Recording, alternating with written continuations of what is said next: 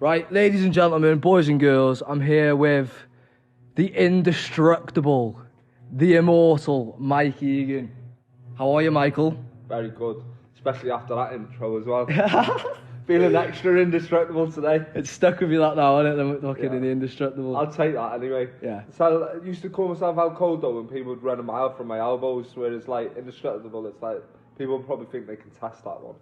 Yeah, well, there you go. Yeah. But yeah, Mike, you've been a bit of a fucking piece of furniture in this podcast, even when you've not been on it. Like, you've always been a subject in it, so it's nice to have you on for a long talk.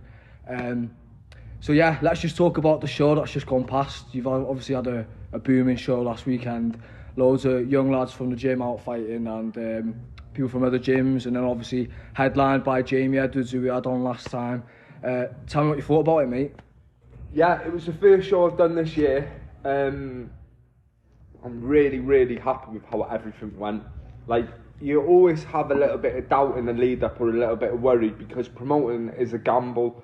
Like, you never know who's going to sell tickets or whether someone's going to get injured in a lead up, or, you know, like you might build a show around one individual and they get an injury and then you just think, oh, what am I going to do now? But to be fair, I always generally have pretty solid cards where there's a lot of good fighters on that people are interested to come and see, or there's good even matchups that people just intrigue people and make them want to come along and stuff.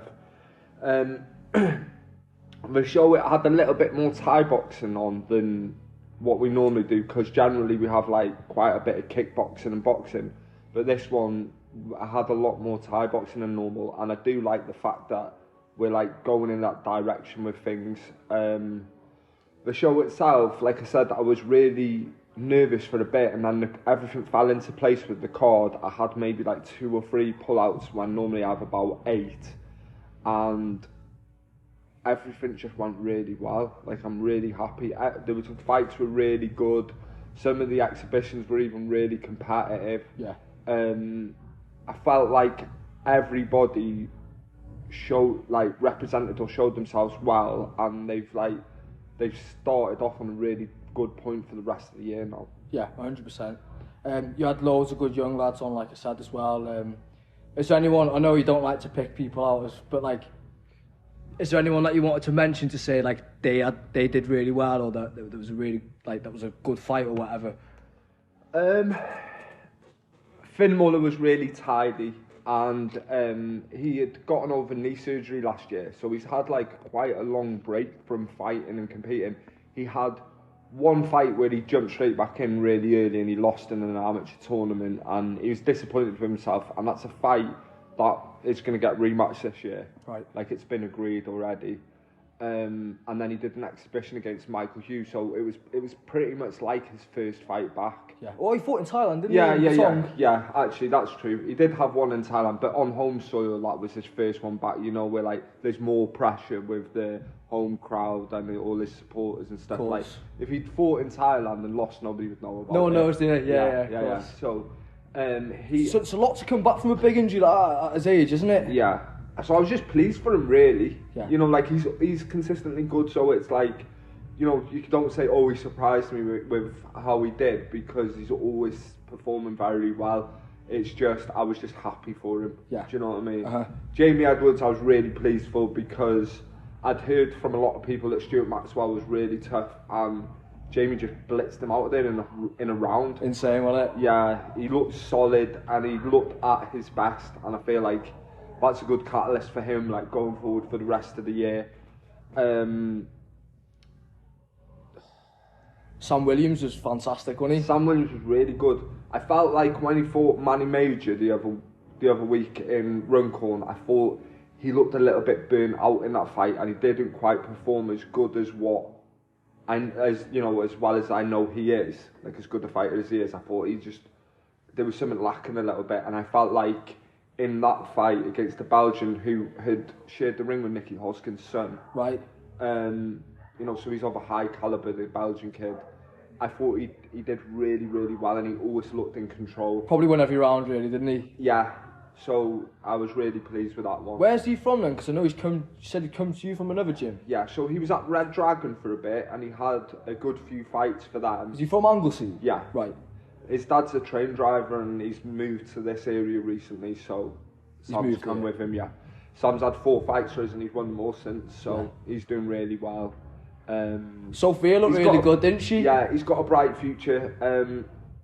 Sophia, she's like 14 years old. She's been training with me for nearly 10 years now, and she's like seems to be like really maturing this year. She's doing a lot more training with me, and you know, like one-to-ones as well as the classes. Like she never really misses a class, but she's doing like that extra little bit as well, and it's shown in her performance. I had a chat with her at the end of last year, and she gave me a bit of stick, and she said that she was sick of me putting all the time and effort into the lads and like not making any effort with her. And I was like, all right then. We kind of got told a little bit, so I made it like on a sassy one. Yeah, I made it like a bit of a job to get her more opportunities this year. It's hard for her though, isn't it, being a girl? Yeah, and stuff like that. Because she's good as well, isn't she? So obviously you don't want to stick her in there with someone that's new because it's not really fair. And also, like, she did that exhibition on the Runcorn show. She was in with a girl that was 10 kg heavier than her. Yeah. And then she was in with a 20-year-old the other day. You know, you do struggle for ladies, to be fair. And she's just doing the best with what she's got. And she got hit a few times and she gave it back. And it was good because she didn't have everything her own way. And she had to work for it. And she still looked skillful. So it was good.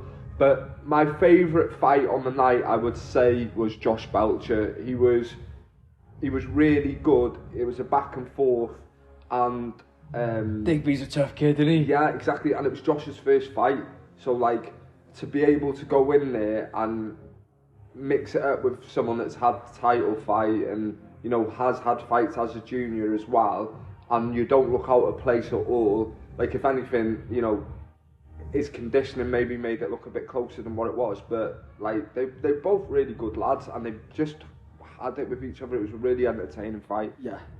I think technically, as I said it in the commentary, technically like Josh looked tired, he had more like going on, but fucking what's his name? Joe. Digby was just all over him, wasn't he? He was relentless. So it was like you say. Josh was a little bit more polished with his work and he was hitting a bit harder as well, but Joe just didn't stop. Yeah.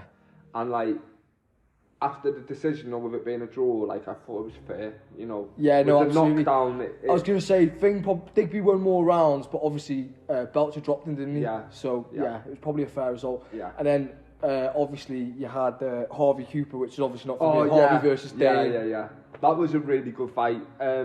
I think that sparked a lot of intrigue because Dane Wild, like whatever you think of him, he knows how to sell a fight. Yeah, no, absolutely. You know, like, yeah. He's got the mouthpiece, hasn't he? Yeah, he's got the gift of gab when it comes to that. And like, it's whether you want to see him succeed or whether you want to see him get punched in the head. Of course, yeah. You're always interested.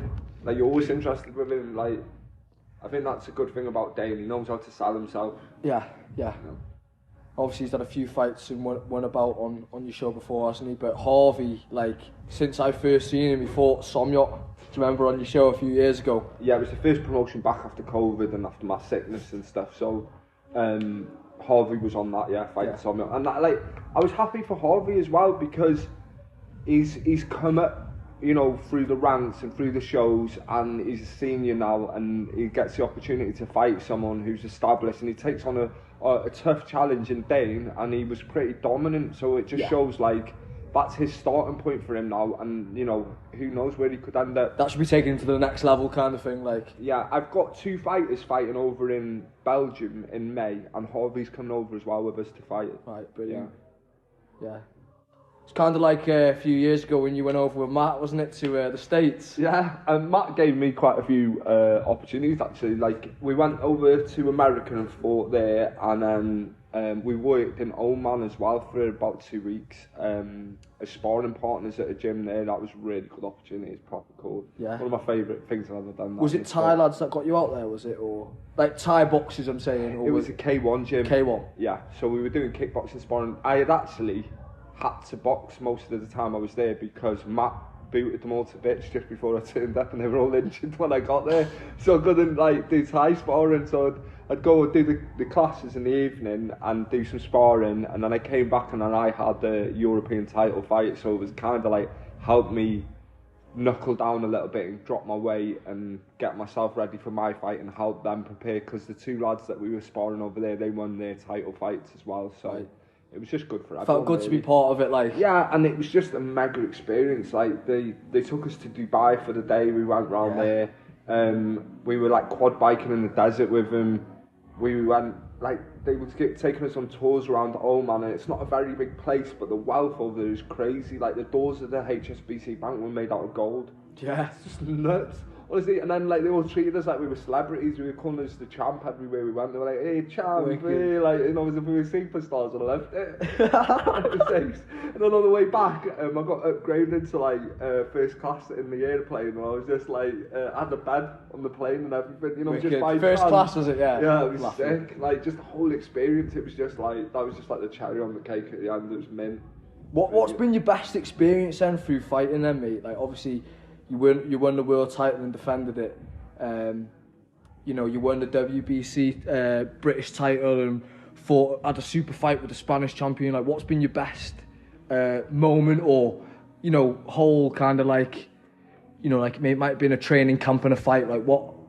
I feel like you get so many different enjoyable moments from being a fighter. It's not just like the end result. Like, say, when I got chose to go over to Oman and I was working as a sparring partner and stuff, that was an amazing experience. And I thought, who gets paid to go abroad to like the Middle East and work as a sparring partner and gets to do all these amazing things?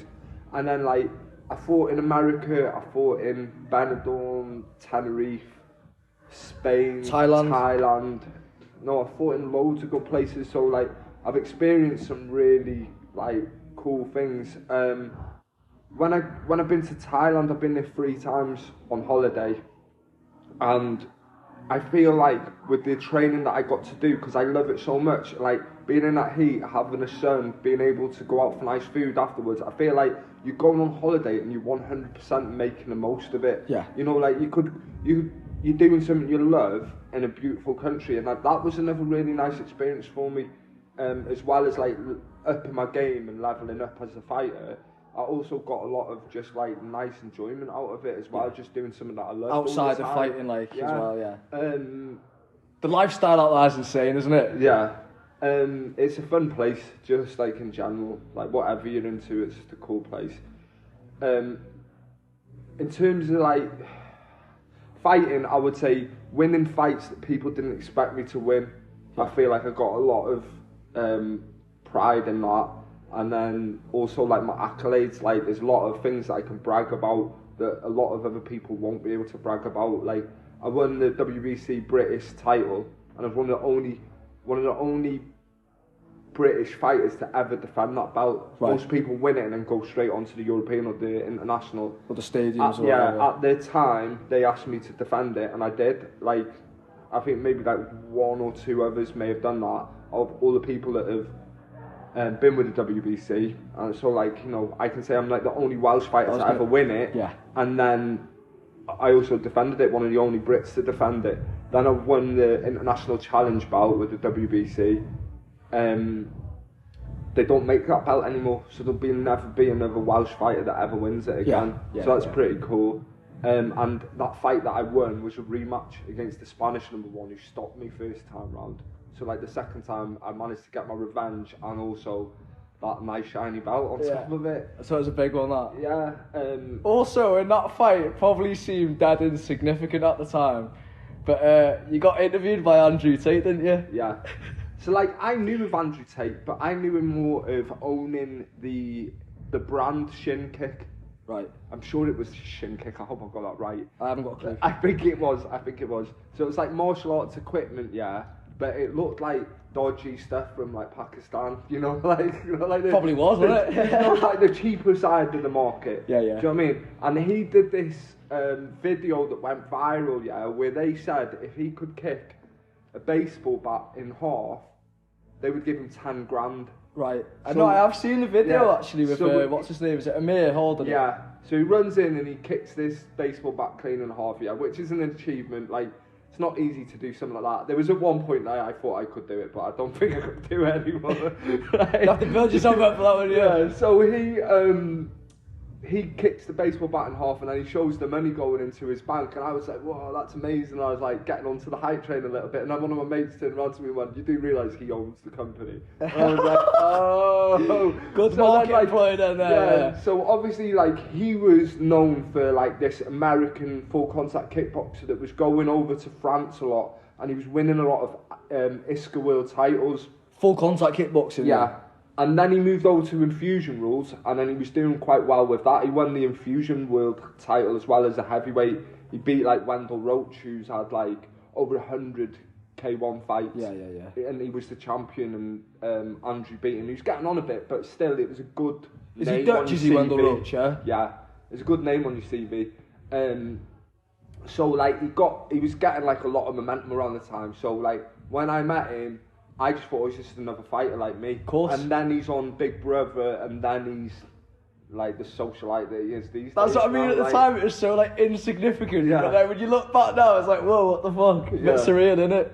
It's like when I defended my WBC title over there, Lee Charles presented me with the belt. And like he's been in loads of movies now, like Fast and Furious. Who the fuck's Lee? I was thinking Craig Charles for a second when you were saying that. He's a full contact kickboxer from Liverpool, so he's like, you know, like how Spencer Wilding's in all these movies. Yeah. He's like on that sort of level, so they're like blockbuster movie extras. But he's like, he was in Gangs of London. He's fighting in his undies, and he's the meat. Oh, the butcher. Yeah, I remember now. Yeah, so he's presenting me my belt as well and stuff. So it's like, there's like a lot of moments attached to these fights that probably go over a lot of other people's heads, but if you're in that world, you understand it a little bit better. Of course, because I remember asking you about the thing at the time. I was like, oh, do you know when Andrew Tate started getting big? I was like, do you know him or whatever? Because I knew you were from the same kind of era and scene and that. And you were kind of like, yeah, I know of him. And then I sent you the video a few months later. I was like, what the fuck's this, lad? Do you fucking get an interview? I totally forgot that it even happened. I fought a lad from Andrew Tate's gym once in an MMA fight, and I beat him in Wrexham. Did you, yeah? Yeah. Do you remember his name? No, he was Ginger. That's what I remember about it. But You've had a few MMA fights with Ginger guys, haven't you? Yeah, but I dropped him in the first round, and he dropped me in the second round. So it was a good fight, like. Yeah. But then I just dominated them the rest of it. How many MMA fights have you had? 5. 5, yeah? Yeah. All amateur? I don't even know what the rules are. Yeah. They were like, back in the day, it was just whatever, wasn't it? Like semi-pro. Yeah. So it was like a lot of the time it was just body shots on the floor, but sometimes there was like A-class. I thought A-class amateur and B-class semi-pro, I think it's called. Yeah. At the time, whatever it was. And I've done one of them grapple and strike before there as well, and I won one of them. What's that though? Like a women's tournament. No headshots, is it? Yeah, but I stopped everyone in it. Yeah. You did this big kick to the body, wasn't it? No, one was a body kick. I kicked this lad from rails to bits, and he just said that he thought he'd broken his arm afterwards, so he pulled out, and I was made up because like we were starting to grapple a little bit, and I was like, "Oh, I'm not into this." Then the second round, Timmy Dreads ran at me, and I body shotted him. He rolled clean off the mat, like he's just done folded him like a deck chair, you know. Yeah. And I do really like Timmy, so that's not me like knocking him. It's just how I ended the fight. Of course. Do you know what I mean? And then obviously you got the credentials over Tim, hasn't he? Like he's a grappler, isn't he? Yeah. And then I just remember Richie shouting, "Fucking take him down, will you?" And he ran at me with his arms out like he was like Superman. I just got him! Digged into the body, and then I was in the final against Rye Simpson from Aussies, and I subbed him with Kimura. Did you? Yeah. Yeah. Nice. So yeah, he was quite decent, him, yeah. Yeah.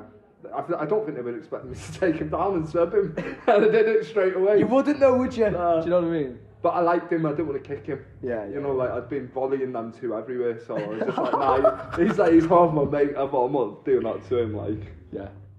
So, obviously, fucking, I know myself, like, but let's talk about when you first got into fighting, you know, like, training with Eugene and people like that, like, how old were you when you first started and where were you going?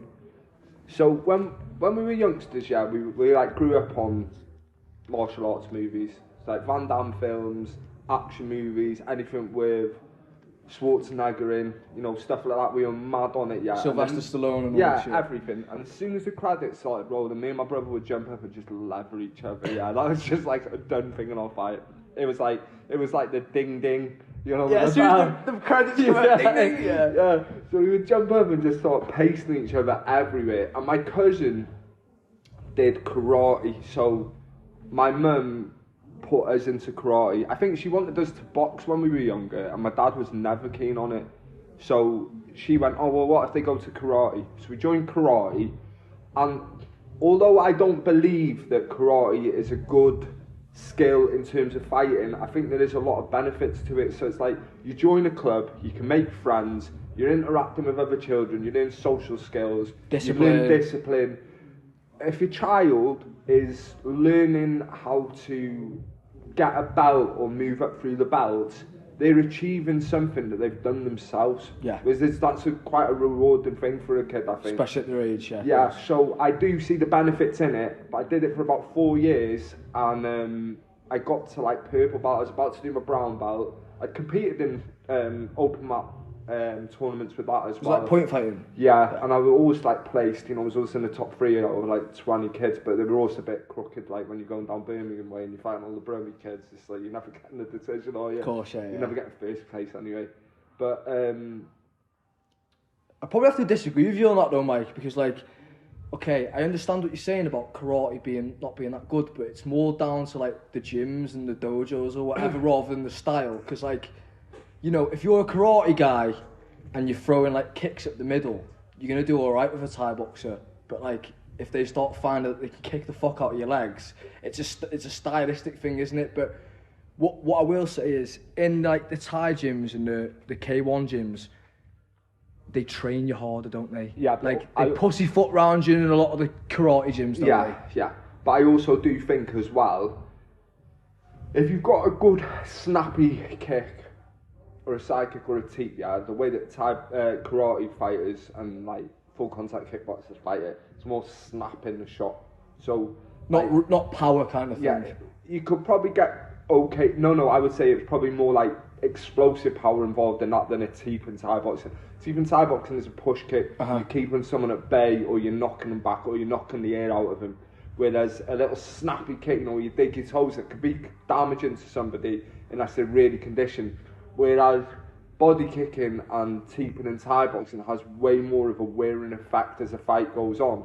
So like, having a snappy short kick like you can get in karate, it might damage somebody or hurt someone if their condition's not great. Whereas if you fight a Thai boxer and they kick you, they're going to wear you out with their kicks. Whereas a karate fighter is just going to maybe one or two good kicks. Yeah, keep you off for a little bit, but then you're going to find a way around it on you with the clinching or the kicking the legs, like you said. There's more to the game in Thai boxing, I'd agree with that. Like, yeah. But yeah, so obviously... But then, like, you know, there is karate fighters out there that have had great success. Like, I do agree, you know, if you find a good gym, you've probably got a really good gym. Like, London Shoot Fighters with Van and Page and all them, they've got a lot of good people coming out of there, haven't they? Yeah, exactly. You know Wonder Boy, all shit like that. Yeah. So there is good, like, I'm not slating the martial arts, but there's just better ones out there. It's just the way it is, like. So tell me about actually starting to fight then. So you did karate when you were younger with your cousin, and then as you got a bit older, did you like, was there a gap between going to karate and starting Thai boxing? So, I spoke about this before, so like people may know it or they may not know it. It depends, like, you know, what they know to start with. Yeah, how well they know you. Yeah. So my intestines twisted when I was about 11 years old, and that stopped me from being able to continue with the karate.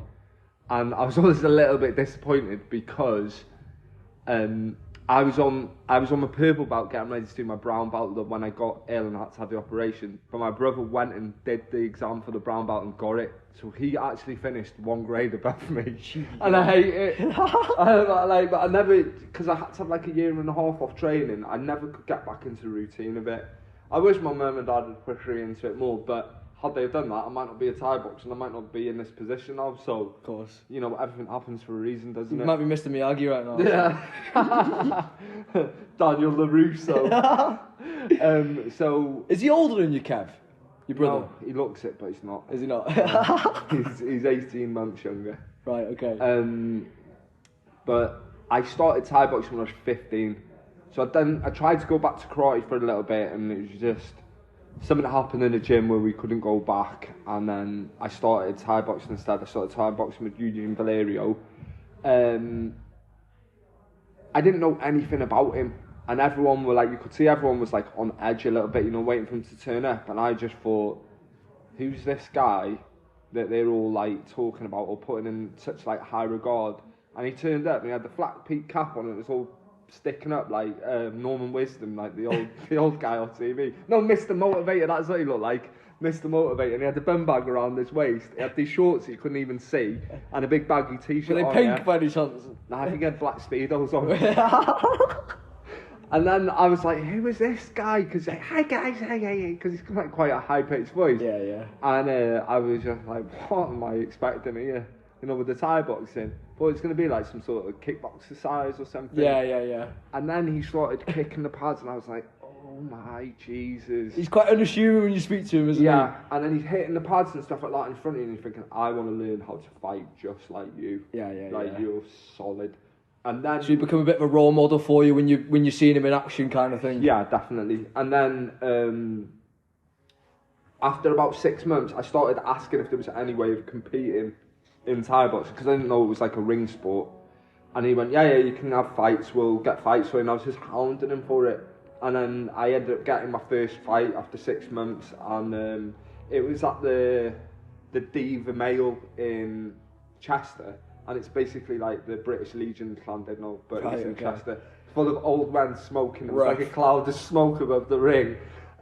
Me, Sean Kennedy, Carl Chung, and Scott Thomas, all those lot had our first fights on there, and Scott, I think he had his 4th fight, but he'd had junior fights. It was his first fight as a senior. Right. Is he older than you, Scott, as well? Yeah. Don't be saying that, lad. Are you asking me like that? He looks rough, him, mate. But yeah, it was. Apart from the bald head, mate, you wouldn't know. Wait, I think he's like 3 years older than me. Yeah, it's not too bad. No.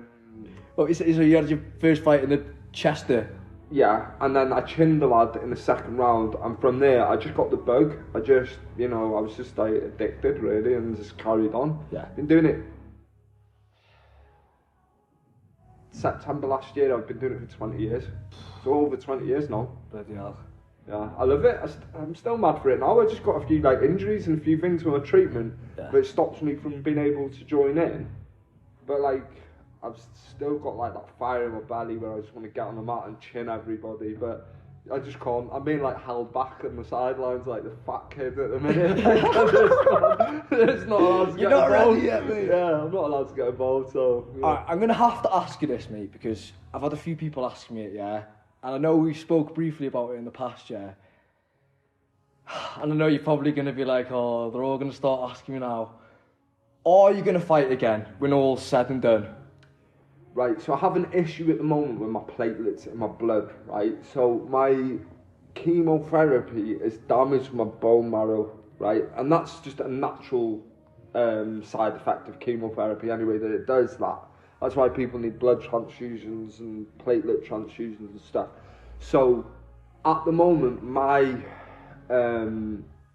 platelets are at that low that if someone was to hit me to the body hard enough, I could get internal bleeding, or like a bleed on the brain or something. So I'm not safe to do anything like that at the minute. So until they've recovered, I don't feel like it's a serious conversation I can have with anybody. Do you know what I mean? Like, they might recover on their own. They've done it twice before in the past. They're just being a little bit stubborn at the minute.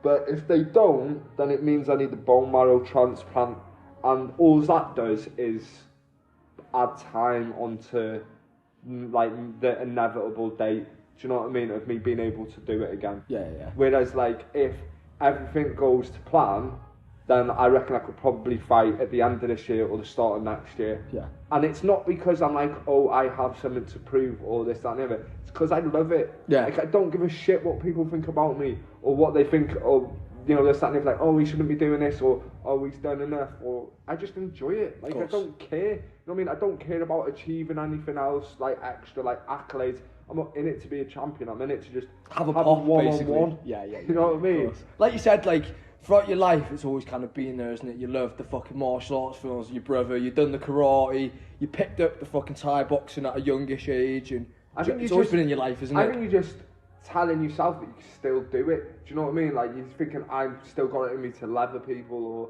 dish out shoe-ins. But you're always going to have that ability, aren't you? Even when you're 50 years old, you're going to have the ability to do that. Yeah, but you're proving it. Of course. Yeah, no. I know what you're saying. Like, most people probably wouldn't even question it. But I haven't really done any sparring for about a year now because of my platelets. And then before that, I haven't done any kicking for like a year. So I would just really like to get stuck in with the Thai again. Yeah. Thai. Just feel yourself with it, basically. Yeah, just because I love it. Like, I like the rhythm of it, you know, like the dancing around, the moving, and, you know, just like having multiple like ways of attacking somebody. You know, like if my hands aren't working, I use my legs. If my legs aren't working, I clinch. I throw them on the deck. You know, it's just it's a clever way of fighting, and I like to basically show off that I'm intelligent enough to do it all. Yeah. Do you know what I mean? Especially like Thai boxing and boxing, like it's a thinking man's game, really, isn't it? Like people say about, oh, it's like hard, people do it and that, but like the best fighters are all really smart, aren't they? Yeah. And you see it with... Take smart. It's like, obviously you need to be tough for that reason, what you're saying, because it is like a stand and trade type sport. But yeah, you have a go, I have a go, especially in the early rounds, isn't it? Whereas like kickboxing is more like do damage, like go forward and just get your shots off, score points and do damage. Thai boxing is like wear someone down with like set things up and all that shit. Yeah. So obviously you had your first fight then with Scott and the boys and thing. What was your progression from there then? You had your first fight. You won by knockout, didn't you? Yeah, I won my first one by knockout. Then I fought a guy from, it used to be called Thomas Thai, it's now Toe to Toe in Holywell. Right. And Mike Thomas's gym. Yeah.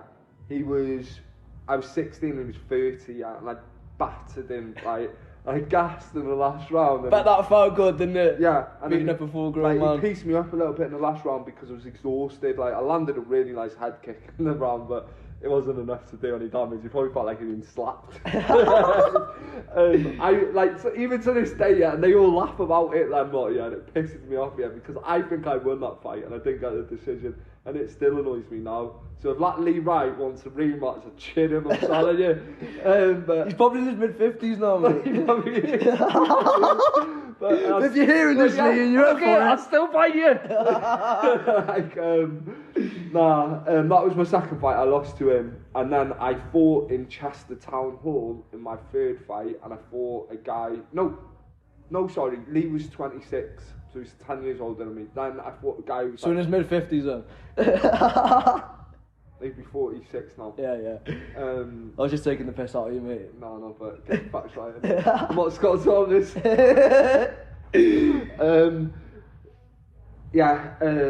my third opponent was a guy in Chester Town Hall, and he was in his 30s, and I just battered him from pillar to post, like the whole fight.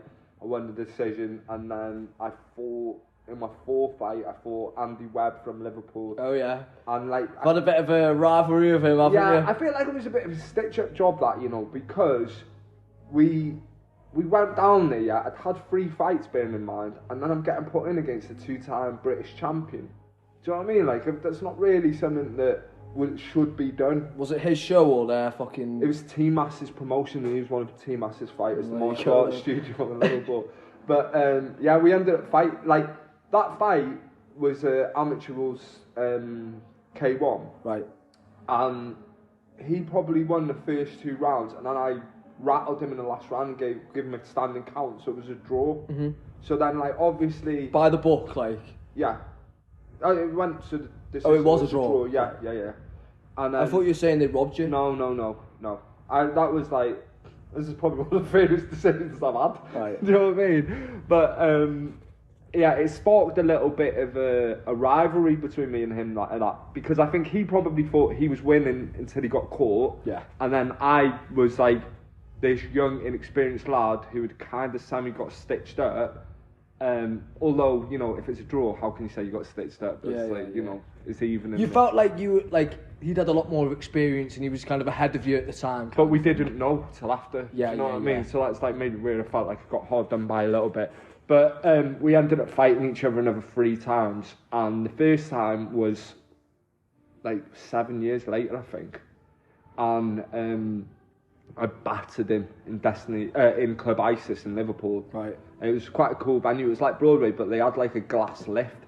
So you go into the lift from the changing rooms. Like it was fucking on, like, Willy Wonka. Yeah, so it's like there was like a glass mezzanine, and the view was the dance floor, and the dance floor was a ring. Then you go into this lift, you go down, everyone's looking at you, shadow boxing, and you come out and you walk down the runway into the ring, and it was quite a cool setup.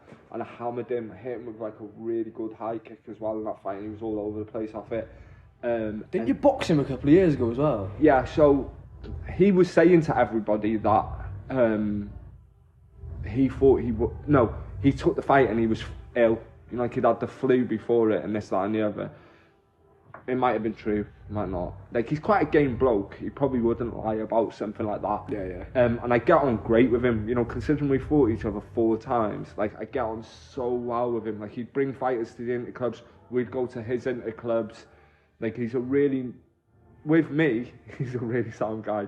Then the 3rd fight we fought, I stopped him with a knee to the head. And then we had the boxing match after that. I think he was just trying to, like, salvage some type of, I don't know what. I swear he was trying to nut you in the fight, you know. Yeah, I think he did headbutt me once. And I punched him on the break, and he spat his dummy out, and I was like, don't be dirty with me, otherwise I'll do it back. Yeah. But I won that fight as well. So out of the 4 fights, I won 3 and we drew 1. Right. So you won that little rivalry then? I do really like the guy, and twice I beat him, and I would see him in the change rooms with his kids, and they all looked so upset, you know, and him as well. I just felt really bad, but part of me was like, I'd rather you felt bad than I felt bad. Of course, you know, it's part of the game, innit? Exactly. Someone's got to win, someone's got to lose. And like I say, I've got all the time in the world for him, yeah, but he's in prison on 3 life sentences now. Is he? Yeah. Yeah. Bloody hell. He got caught with 3 guns in a suitcase and a load of drugs in Liverpool on like a random stop. Oh, so he's got loads of charges there then. And he's got like, I think he's got about 80 years in prison to do. Tight. Yeah. More tight on the kids then, innit? More than anything. Yeah. Or anybody that would get shot by them guns. Well, they're not getting shot now, are they? But yeah, I do like that guy. He's a sound guy, although he's a bit of a dodgy criminal. Anyway, so so that was your first kind of few fights. Have you had any more rivalries like that? Obviously, you said you rematched the Spanish guy. Have you had any like rivalries where you fought someone more than once? Do you know what I liked about fighting? Yeah, I would go out and I would talk loads of shit in the build-up, because I'd see like Charles Sonnen at the time, and he was like talking all this crap to these fighters, and like you get a lot of enjoyment out of it. You know, like I think I'm quite an intelligent person, so when I say something that's funny and muggy, I'm like, I think I'm hilarious. Yeah. Like, so I enjoy like having that banter side of things, and nothing anybody can say to me, like I was saying before, really bothers me that much. You don't take it to heart, like? No, never. So like you can say things that really get under people's skin sometimes, yeah, and it's quite funny because it can affect their performance occasionally, but it just brings a little bit of more entertainment and interest to the whole thing. Because like if you're we going were speaking around, about it off camera, weren't we? There's someone local that does like to talk and blah blah blah, and it keeps you invested in the fights, doesn't it? Of course, it keeps you like you're interested because like, oh, he said that about him, and oh, he said this, yeah. And it like tells more of a story than just the fight. But then at the same time, with me, it was my motivator. So I would be beasting myself in the gym because I think, you've been chatting all this shit on social media, you need to back it up now, mate, because if you don't, you make a fool out of yourself. So it was like my little thing just to like try that little bit harder or push that bit harder. So that was the main reason I did it. But I had some funny rivalries, you know, because I would talk shit and I would say the right thing to people and they would just lose their heads over it. I remember once, like an angry little kid, isn't it? Yeah, and like me, I just would laugh my head off because I got a reaction and I wasn't expecting it. But I never cared about any of them, like, and I never took it personal, like after a fight, I never, like, if somebody was really disrespectful or muggy afterwards, and I would be disappointed, I'd be like, oh, not bad.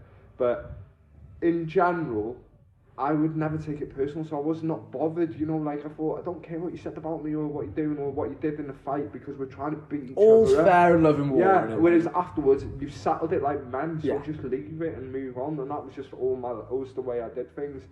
I had the funny rivalry with PMA for a little bit. Oh yeah? Yeah, like, and it was never like, I think... What, this gym and their gym, or like an individual rivalry? Eugene used to like make a lot of comments about them, like like how they were like high five karate gyms, like you just go around high fiving each other all the time, and it's like very like Americanized, yeah.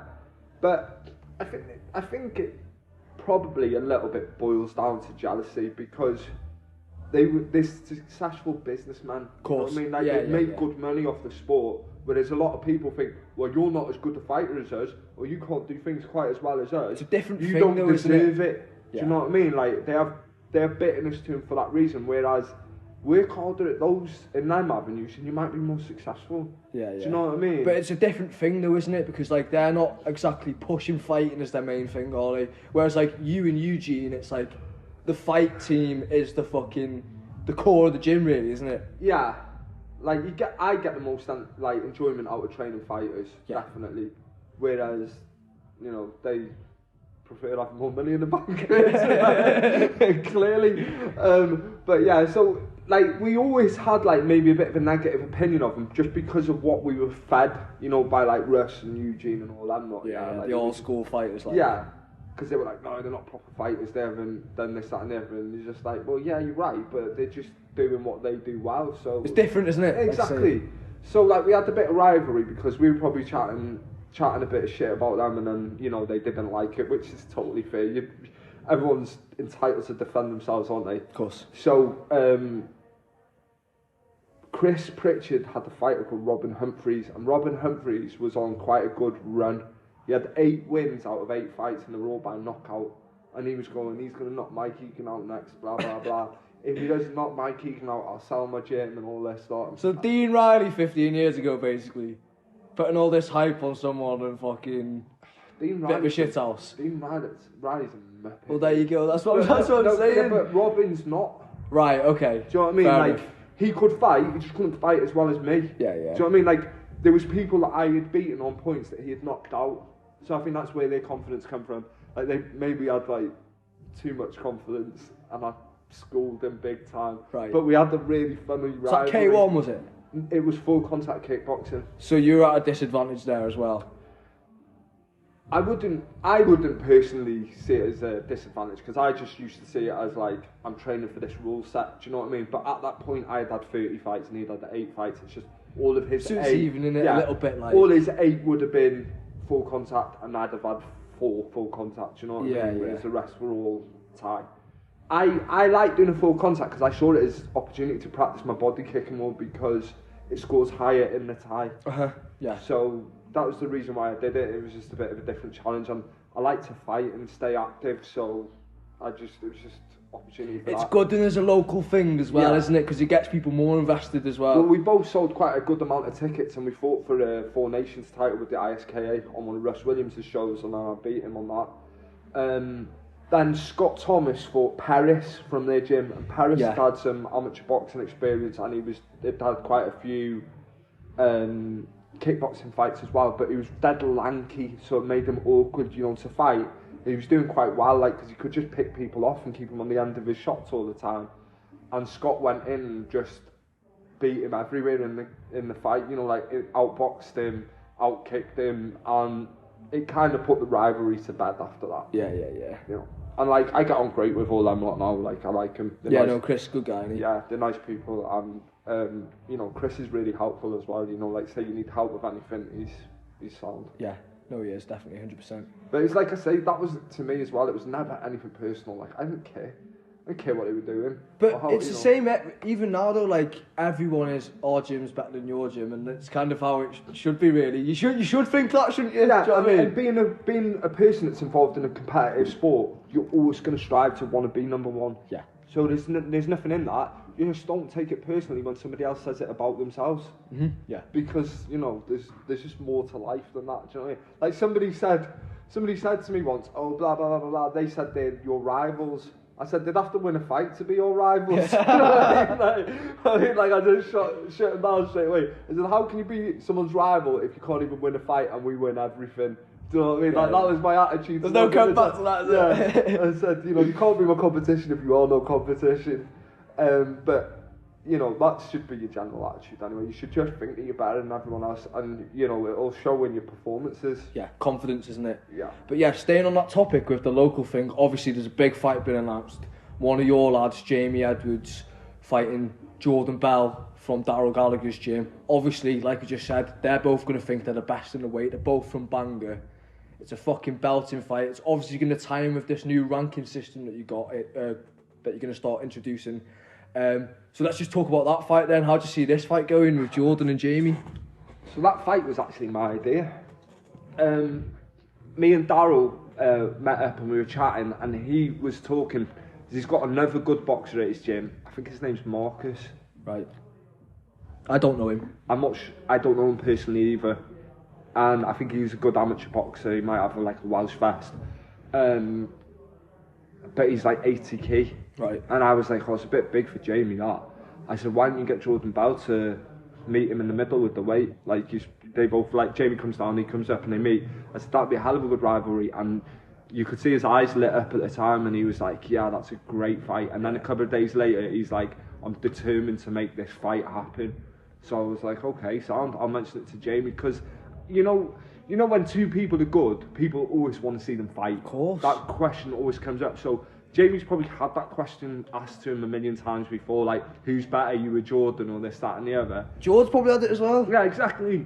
But Daryl did everything he could to make the fight happen. Jamie messaged me and goes, I would like to do it on your show because, you helped me out and it'll be good sales. And I said, that's like me fighting someone locally, but we do it in Chester. Yeah. I said, you should do it in your hometown where you're both local, and the support and the atmosphere will be insane. I said, do it there instead. He did mention that to me, and that takes a lot from you, because obviously you would have made fucking loads of money on that. So it's a big thing of you to say, you should fucking have it, kind of thing. Yeah. But it makes sense. Yeah, because it's for that reason, because I just would be more excited to watch it there. Yeah. Do you know what I mean? And Jamie will always do well on our shows and have the right opponent, to bring out the best in him.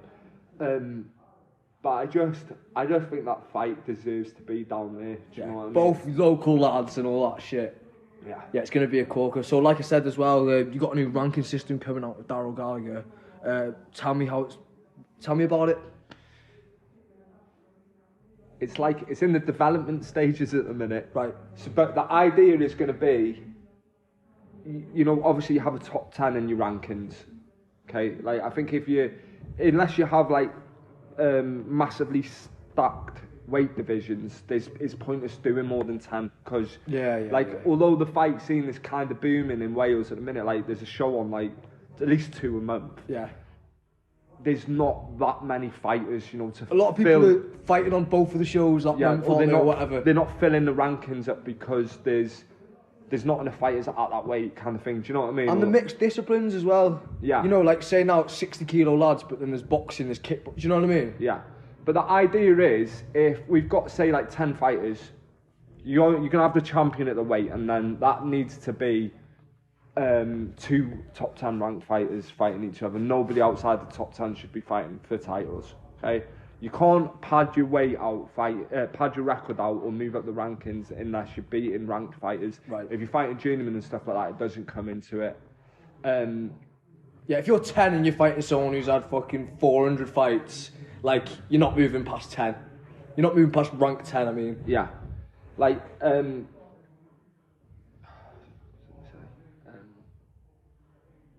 And fights that are in the UK as well only count. So you could, say Dane Wild and Harvey Cooper. Yeah. Right? Harvey, you put number 1. This is just hypothetically talking. I've not worked it out properly yet. But say you put Harvey at number 1 and you put Dane at number 2.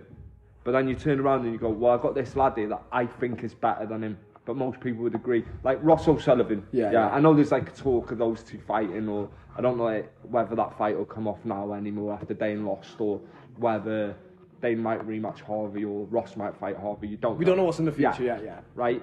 So if Dane is number 2 because he's been active in the UK and fighting all the time, or like been fighting these rules. Ross has been fighting in Thailand the same rules. Right. And he's been winning. So in theory, you would put him ahead of Dane, but because those fights have been happening abroad, you kind of look at it like, well, he's a foreign fighter. Do you know what I mean? Like somebody who lives in Slovakia. That's not part of these rankings, basically. Because it's not Welsh rankings, is it? And it's also... Well, that's kind of... I said that in the commentary on the weekend. I was like, out of Dane and Harvey, this is to see who's the best 67-kilo kickboxer. Yeah. Because they're here right now fighting, do you know what I mean? Exactly. Like you say, Eric's not here and people... You know what I mean? It's like, because if you looked at it any other way, then fighters from other countries could enter your rankings. Because they've got good records and, stuff like that. Coming here, winning one fight and being ranked, whatever, So it doesn't work like that. You have to be like fighting in the country and be active. But and are you hoping to like get this ranking system out throughout all the shows in North Wales? Like it's going to be a thing where everyone's a part of it, kind of thing. If you're wanting to like build credible titles and stuff like that, I think that's the best way to go about it. And like have like a leader table, like so.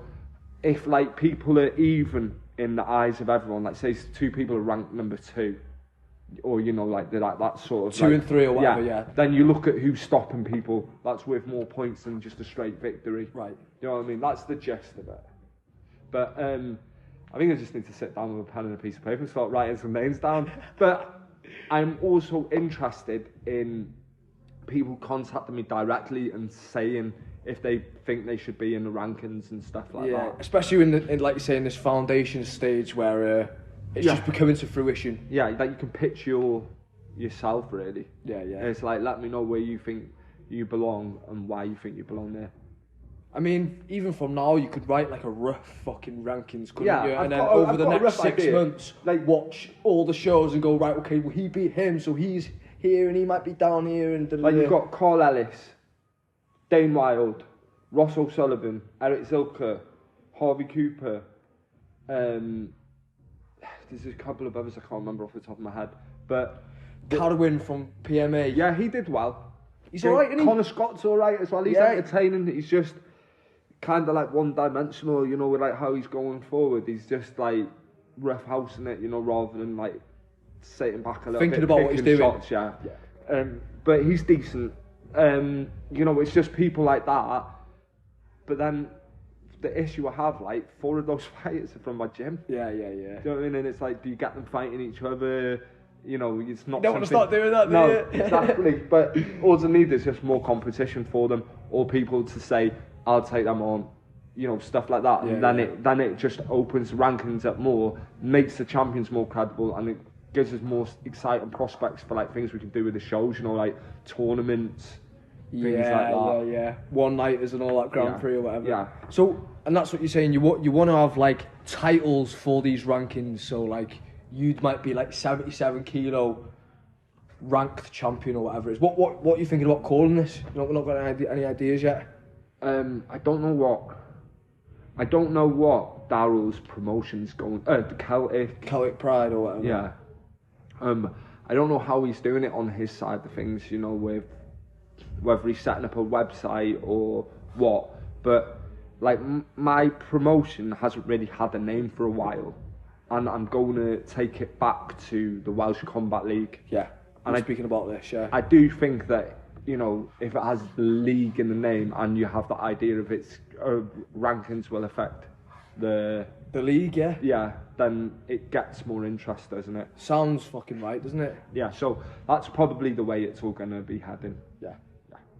So let's get back to you then, mate. Obviously, we were talking about Andy Webb before and that then. Have you got any more, like, memorable fights or like from that time period and beyond, like that whole thing with Andy Webb kind of sounds like a heated rivalry when it wasn't. It was just a competitive rivalry. Yeah. I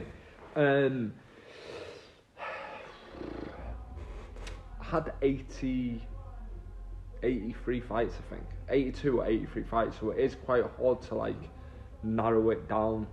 I know there's a gym in Liverpool called Fortitudo, and like they've got a bit of a reputation, you know, for like stitching Welsh fighters, and I fought one of their nephews and I beat him in a fight, and they were shouting, "Oh, he's shite," and all this, like, you know what I mean, during the fight, and I won it, and I didn't care, but that's about as close as a feud or a rivalry maybe that I'd consider having. But I remember him, like, coming to the weigh-in and not being weight, and I was like, get on the treadmill, you know, like throwing my weight around and stuff.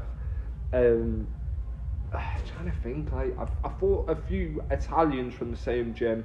When I won my world title and when I defended my world title, both my challengers were from the same gym. They spend as much time in Thailand as what they do in Italy, so they're really active over there. When did you start training with Carl Ryan? So I was with Eugene for about 7 years, and then I met Carl, and I was like, oh, I want to start coming to your gym for some sparring. So he was like, yeah, come down. So was it Next Gen at the time? Next Generation. Yeah, he was a Thai coach at Next Gen. So I said, I want to do a bit of sparring. He's like, come down, I'll set some up for you. I was like, buzzing. So I went down.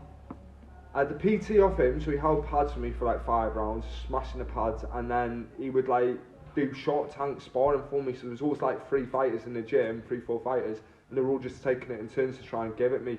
I loved it. It was the best training I've ever done, ever. Were they Thai lads or were they? They were all MMA guys, right? So it was like Chris Fishgold, Andy, Danny Roberts, Glenn Kevin. He was a Thai boxer.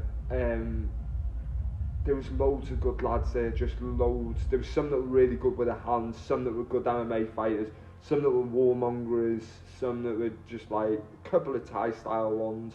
You get that in MMA gyms though, like people got different fucking skill sets, aren't they? They're all well versed.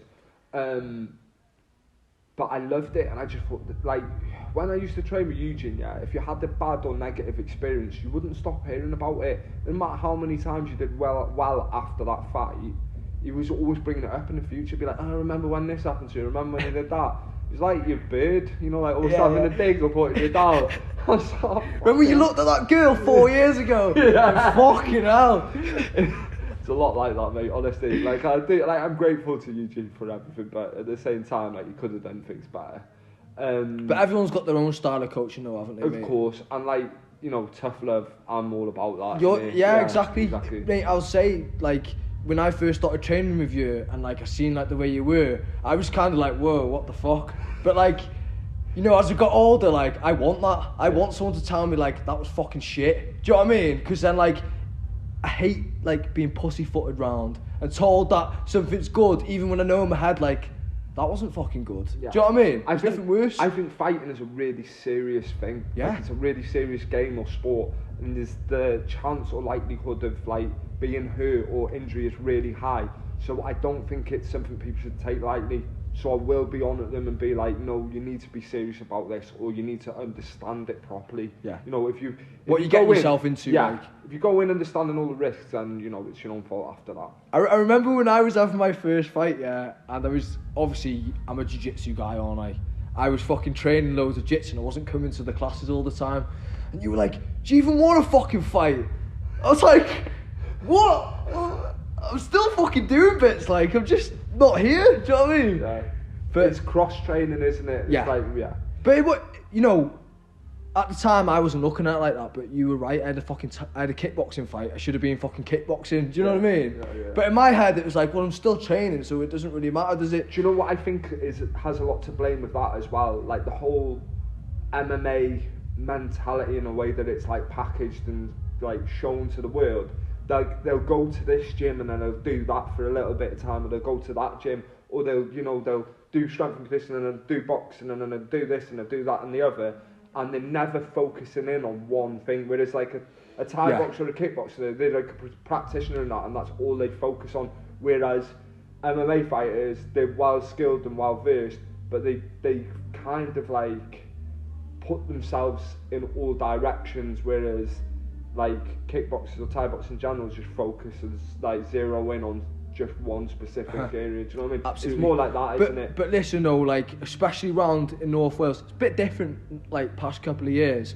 But especially when I first started, like there wasn't MMA gyms, you know, like Azzy had it and that was it. There was no MMA gyms really around, was there? So for me, it was like, well, if I want to work on my striking, I've got to come here. If I want to do my jits, I've got to go. Do you know what I mean? There was no place I could go like, all right, well, I'll just do my MMA here. No, I understand that. I meant it more like, you know, like how you said you would be like training jiu-jitsu because you just saw that as you were training that night. Mm-hmm. But when you have a Thai fight, it's not as...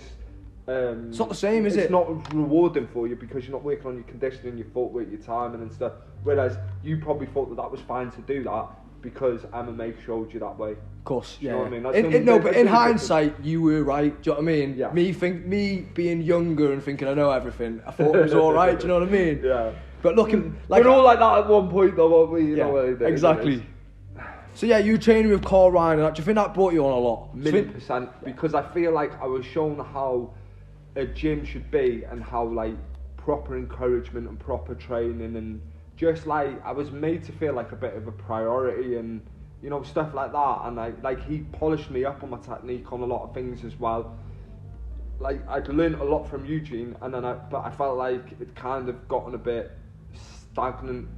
Whereas like, do you think that's more the fact that like he was old school and like it was the way he'd learned and what he'd seen and what he'd done, or do you think it was more of a fact that like the game had changed? Both.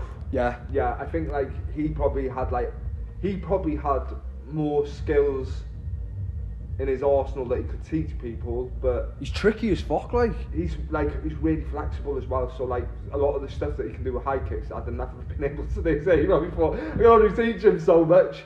And it's like Carl, he was like just had really like little intricate things, you know, like bending you like a little bit more on a roundhouse kick, or like putting your body in a certain positional way, you know, to do things. And it's just like little techniques, and it was different things to what I'd done in the past as well. So it was fresher outlook on everything as well. And you know, when I was with Eugene, I won 2 title fights.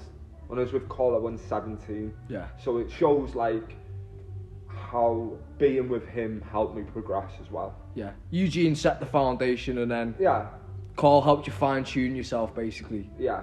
Give me like slightly better guidance. So when was your first like big title fight then? My first ever title fight, I fought on one of the rumour shows, and there's a guy, I can't remember his name off the top of my head. There's a guy from Ridley got knocked out by an away fighter. The away fighter had like 50 full contact kickboxing fights. Mark Smith, his name was the away fighter. I've heard of him, yeah. Yeah, like he's the Iceman or something, right? I don't know about that. So like in his 50 fights, I think he's knocked about 10 people out, right. Which is pretty good. Like, you know, it's like 20% knockout rate. It's not bad. No, I've had 80 fights and I've knocked about 8 people out, so that's like 10%. Yeah. You know what I mean? So he had a good knockout ratio, and I think he chinned a load of people in open mat tournaments as well. And he was going around the show, and he was European champion at the time, and he was going around to everyone, it was his title, and he was saying, oh, I'm going to knock this Mike Egan out in the first round, he doesn't know what he's gotten into. And people were coming up to me saying it, and I said, you're making life worse for him. And they're like, what do you mean? I said, I'm going to kill him. I said, for saying this about me and saying he's going to do this, that and another to me. I said, he's getting it, I promise you. And I went out, and I remember, I was all over him. I think I dropped him once or twice in the first round, and then twice in the second round. And I remember he hit me with a shot at the end of one of the rounds, because an overhand right hit me right on the chin. I remember catching on to him and looking around thinking, whoa, the room's spinning here. And I'll take a second to catch my breath. But then after that, my legs came back, and then I just the rest of the fight I was fine, I battered him. And then from there, I kind of just got the bug, the belt bug, and I was just I think I'd had a couple of title fights before and I'd lost, and I think I had just shown myself that I was able to do it. Do you know what I mean? Yeah. So my confidence went through the roof. That's first. Okay, I had 2 title fights and lost, and then I had 2 title fights since and won. It can be quite daunting, can't it, when you first have a title fight, because You almost don't even see the belt. It's like it's in the distance, and you don't. It seems like it's so far away from you. Whereas, like, if you do everything right and you're training or you lead that, you get a little bit closer to it. And if say you fight and you don't win the belt, you know what you need to do to get it next time. Yeah. So but like you put this kind of pressure on yourself that doesn't really exist, though, don't you? Yeah. Do you know what I mean? But I also, at the same time, like, you see the level when you experience it, don't you? You know, like what's required of you after you've been there and you've done it a couple of times. Sometimes it's like the benefit of experiencing it. You've been in that situation before, and you learn to deal with the fucking stress of it, basically. But I've won 2 Welsh titles, I think 5 or 6 British, 3 European, an international. I won a world title and I defended it. I won a 4 Nations belt, and then I defended a few of them a couple of times as well, 2 or 3 times. So it's like 19 title fights I won altogether. That was a big one for us when you won that world title. Everyone in the area, like, and I'm sure for yourself, I seen you share something the other day of your dad cheering, your brother like egging him on. He's like, Egan. That must have been a big one for you. Yeah. Do you know what? Yeah, I had been offered 2 world title fights before that. One was against Robin Humphries in a rematch, and I said I beat him for a 4 Nations title a month ago, and now you're talking about me fighting him for a world title when he hasn't won a fight since. I said I don't think that I deserve it. It's not right. So I refused to do it. Then he fought for the world title against I think it was Steve Wakeland. And Steve Wakeland knocked him out with a head kick. Steve Primrose. Right. Steve Primrose was a Thai boxer from Manchester. Knocked him out with a head kick. But I just didn't agree with it. You know, we shouldn't have been fighting for a world title at that experience or level. Then I got offered to fight for one in Germany, and it was on short notice. And the purse was quite good, but it was like 2 weeks till the fight, and I thought to myself at the time, if I'm fighting for a world title, I want to win it. You want to be at your best. Yeah, I don't want to just jump in last minute just because I'm going to get $2,000 for it or whatever it was at the time. So it was about 10 years ago. So. Do you remember who it was against? A German fighter. Right. I don't even know. Like, it would have been good, but Adolf Schnitzel. But I just said no to that as well, and then I was fighting on Carl's show, and we were struggling to get a British opponent because I'd fought everyone at that time. Like, nearly everyone in my Thai boxing career has either been a champion or a ranked fighter. Yeah. You know what I mean? I've always fought credible opponents all the way through my career. Was that Kyle any good that you fought with? You know, the spinning elbow knockout? Kyle Nicol, I think he maybe lost like 2 or 3 times ever out of about 30, 40 fights. Yeah. He was really good. He was undefeated going into that fight. He was probably winning that fight as well, wasn't he? I think he was 15-0 going into that fight. Yeah. Yeah. Was that for the WBC? No. That was just on the set. You know when Borkow fought Jordan Watson? Yeah. It was on that undercard of the XL Arena in London. So it's a big show. Is it Yokow show? No, it was Master Scan's Academy. It was one of his shows. Right. But I can't remember what it was called. It might have been like One Chai, or maybe. It was a really highly touted Thai show.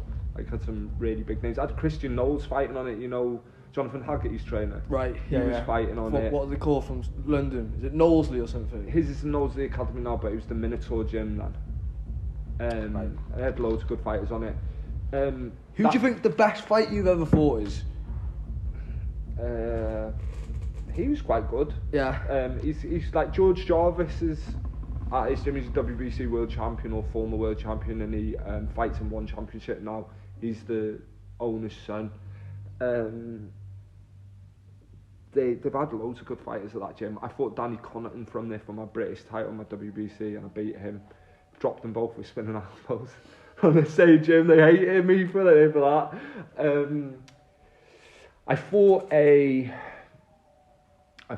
guy, I don't know if he was Turkish or Tunisian, I don't know. He's from that direction. And his name was Martin Goink, and he was the number 2 in the UK. And I was all over him. I was beating him, and then he stopped me in the 4th round with leg kicks.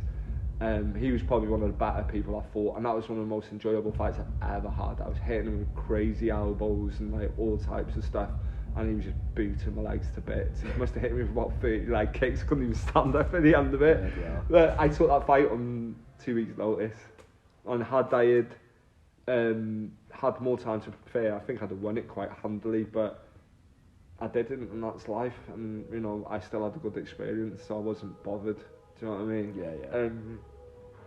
That's what it's all about more than anything, isn't it, mate? Yeah, experience. Like, I think I'm a good fighter or good coach because of the experience I had. Like, win, lose or draw, like I had over 80 fights and I lost 19. Do you know what I mean? So it's like, it's not a small number to lose, but I fought in a sport that's really competitive where there's multiple ways of winning, and I fought really highly ranked fighters all the time on champions. And like, based on the sport, you know, like, if you go to Thailand, you might be like the best Thai boxer in the world, but if you're boring, no one cares. Yeah. But if you're so exciting, they all fucking love you, don't they? And do you know what I mean? It's all about heart over there. Yeah, definitely.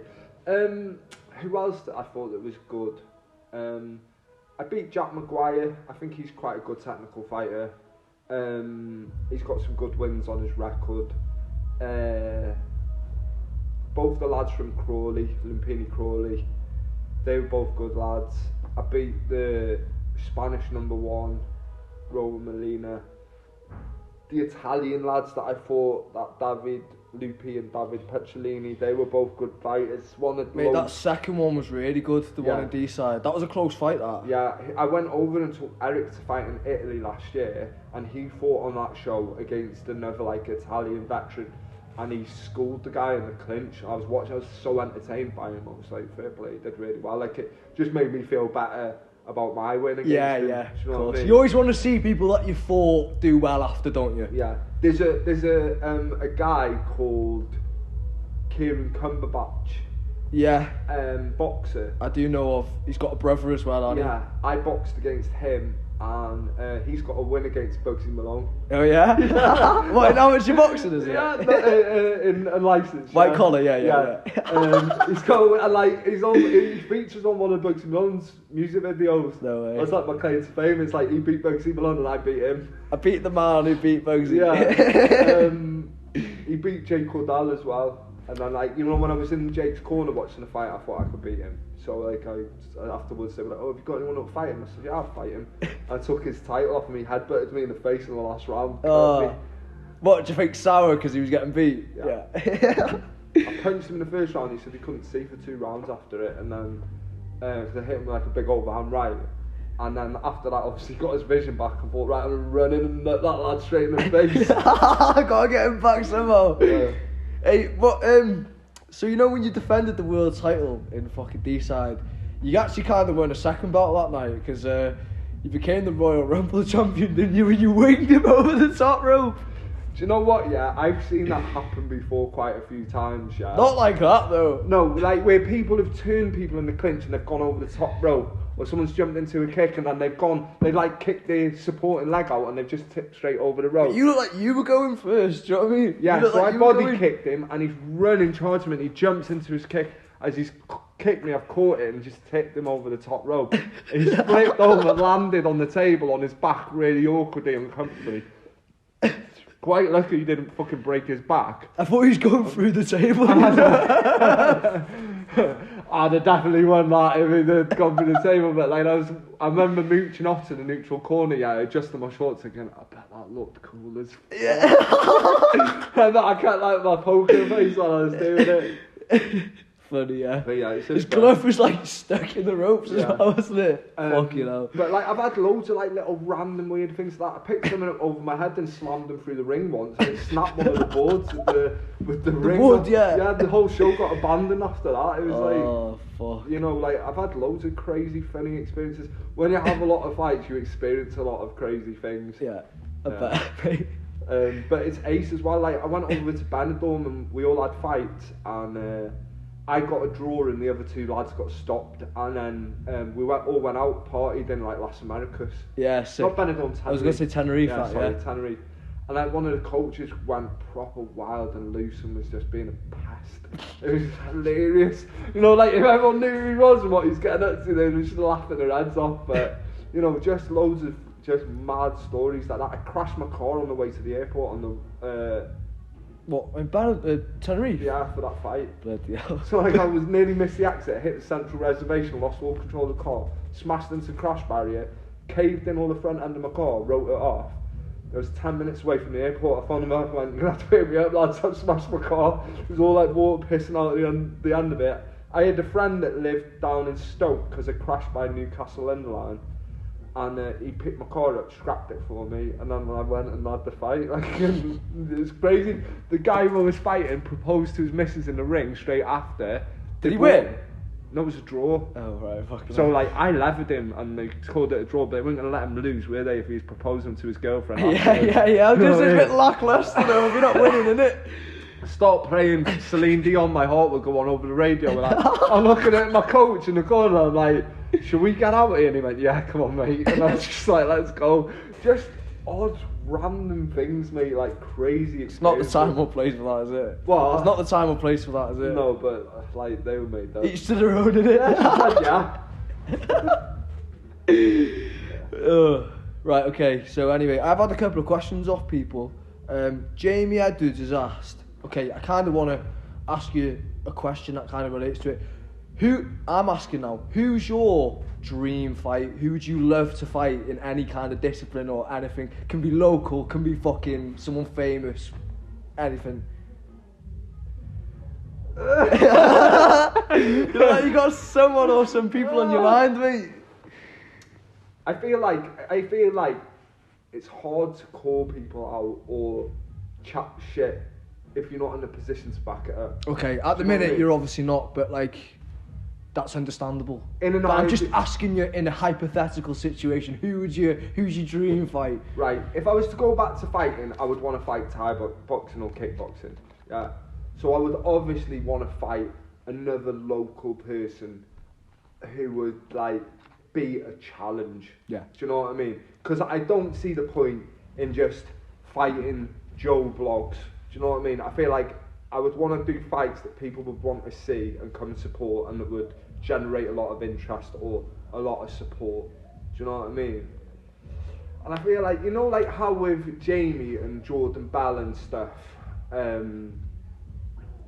everybody's like always asked them questions. I always feel like people always asked about me and Azzy Thomas. Yeah. And I always feel like that's a fight that maybe should have happened that didn't ever end up happening. And I feel like that is something that would motivate me a lot. Do you think there's a... Because this is the thing... I feel like the issue with that is, it would be hard to agree on the rules. Yeah, because I've spoken to us about with both of you before, actually. And, you know, I don't know if you know, but Azzy fucking called out Oshan on his show. Yeah. And, you know, for whatever reason, we didn't fucking publicise it or whatever. But, like, I know full well you two would fight. It's just finding the right... Because obviously, he's fucking got the boxing credentials. It would be unfair to have it in MMA because he's got a big advantage. It would be unfair to have it in kickboxing. The only way it would really be boxing, wouldn't it, really? Why? Because... So I think, right... I think if we boxed against each other, it would be a 50-50, yeah? But me being me, it's like, I would rather, obviously, the advantage was in my court, do you know what I mean? Of course, yeah. But like, that's everybody's going to have that opinion, aren't they, right? I think you could argue that he maybe has an advantage in boxing. I personally don't think that he does, right? But let's just say you do, because he was a professional boxer and he boxed in the Commonwealth Games. Yeah. So he's got the credentials over here, for that level of competition, it's been higher than the competition that I've had. Yeah, of course. Although I think I'm equally just as good as him nowadays. You're a bit bigger than him as well. Yeah, right. I feel like at one point he was probably better than me. Nowadays, I don't think that he is. Even with all the chemo and that in me, I don't care. Like, but he's an MMA fighter. You know, he's like, if it was an MMA fight, he would out-grapple me, he'd smash me on the back. Yeah. Like, I'm not stupid. Like, that's a fact. I don't grapple. You know, it is what it is. If it was a Thai fight and I was throwing elbows at him, I would hurt him really badly. Do you know what I mean? Mm-hmm. It's a fact. Take the elbows out. Let's have a K1 fight. Do you reckon? Do you think that's the way to go? It's semi in the middle, innit? Because if you go into a K1 fight and you only punch all the way through the fight, you don't lose any points. Thai boxing, you have to body kick, you have to knee, otherwise you're not scoring. If you're punching and low kicking, you're not going to score. If you're elbowing, you're not cutting them, you're not really scoring.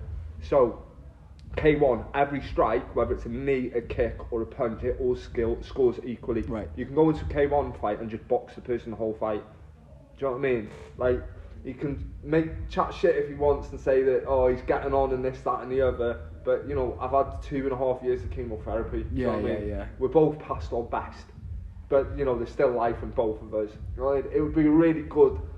And it's the fight that Conway County wants, really, isn't it? Exactly. Imagine how much dough we've made. So much money. So much money. That would be my main motivator with it. Do you know what I mean? Like, you know. This is the thing as well, like, you're both proper fighters. Yeah. Neither of you are going to back down from yeah, fighting. and also it's like, if he thinks that he's better than me and he tells everyone he's better than me, do you think I care? Yeah, yeah. Do you know what I mean? And it's vice versa. But it's like you said, yeah, exactly. No, like I know you my said mates before. probably think that of me over him anyway, Yeah. and vice versa as well. So, like, you know, if you want to do something about it and put your money where your mouth is, then you have it, don't you?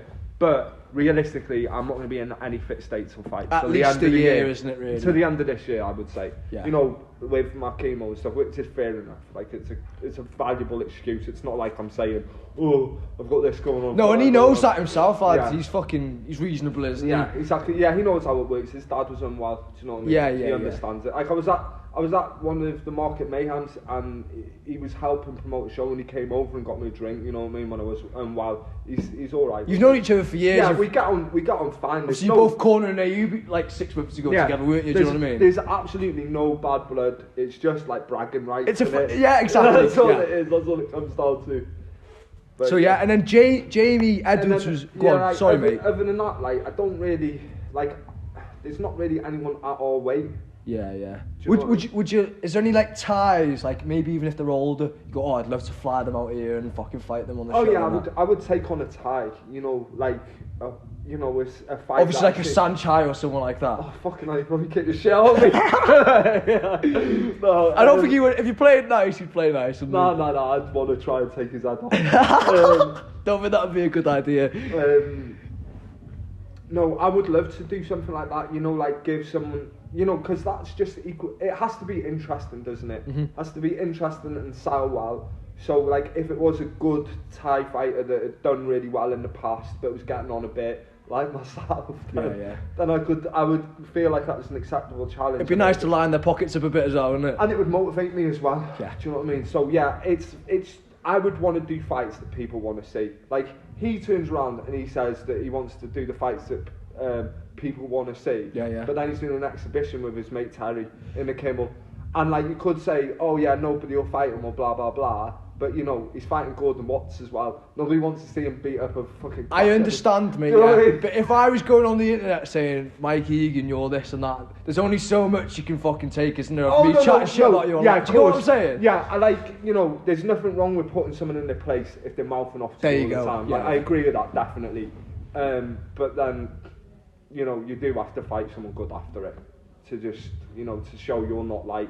You don't belong down there. You're just putting someone in their place and now you're back up to where. But I think he knows that though, and to be honest, I think Azzy was hoping that people were going to say like Adam Ventry, that people wanted to see him fight Adam Ventry. Do you know what I mean? Or someone like that, or Mario Said. Do you know what I mean? Someone like that. Yeah, but you know what? Yeah, I feel like that's quite a valuable point. And like say he was to fight Oshan. Yeah.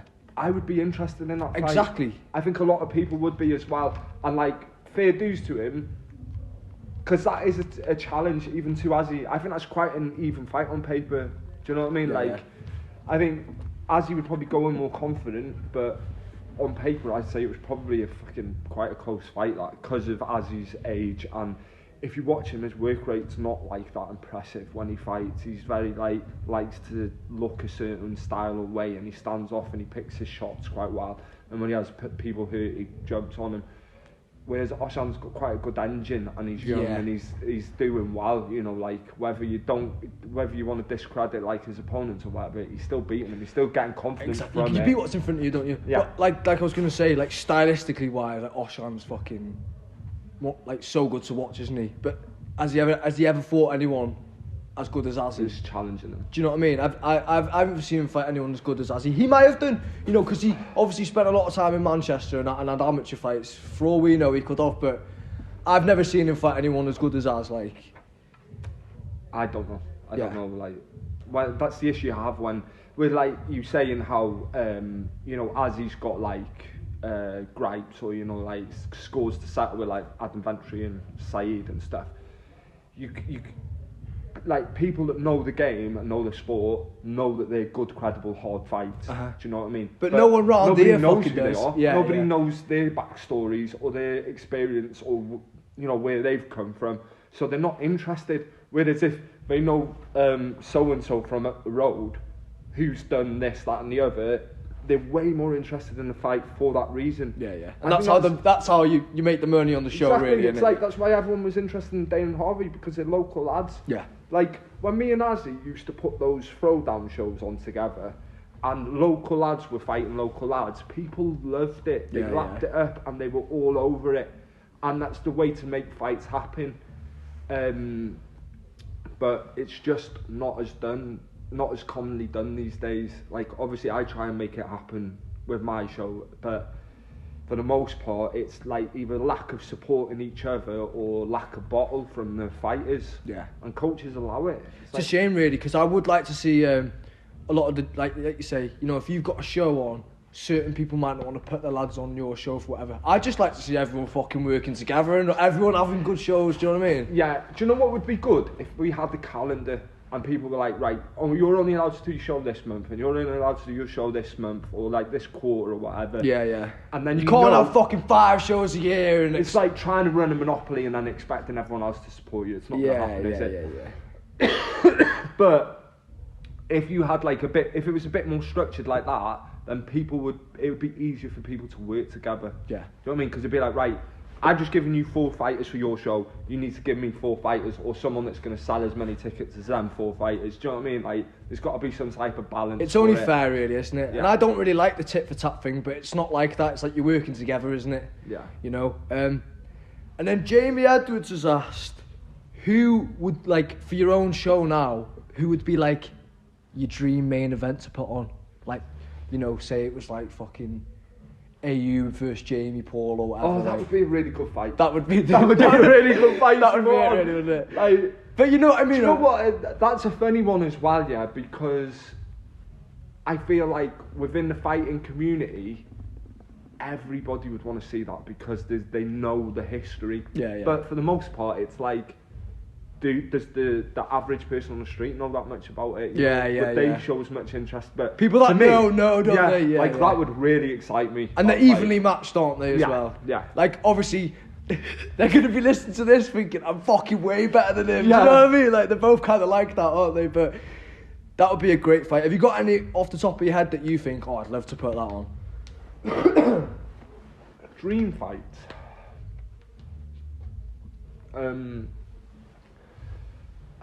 I feel I would really like to see John Love fighting again because of how good he was in the past. I could just watch him beat anybody up, to be honest, to be honest with you. Bit of an athletic freak him, wasn't he? Yeah, something that I would like to do that hasn't been done before. I would really like to put an 8-man on, an 8-man tournament. In one night thing? Yeah.